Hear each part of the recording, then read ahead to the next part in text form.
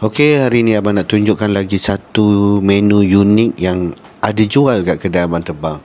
Dan menu ni pun ada pelanggan-pelanggan yang biasa datang ke abang punya pelanggan tetap yang biasa datang, dan dia tahu menu ni ada.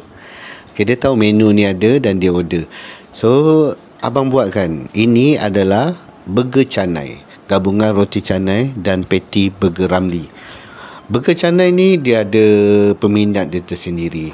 Okay, rasa dia okey sebab yang order ni pun dia selalu repeat menu ni. Dia selalu repeat dan dia selalu order. Kalau sebulan sekali dia datang, sebulan 2 kali dia datang, dia mesti order burger canai ni. Macam mana rasa dia, korang kena try. Dia cuma dalam dia patty burger, luar dia roti canai, bukan roti yang biasa tu. So kita balut dia dengan roti, kita balut dia dengan telur. So dia ada rasa dia tersendiri.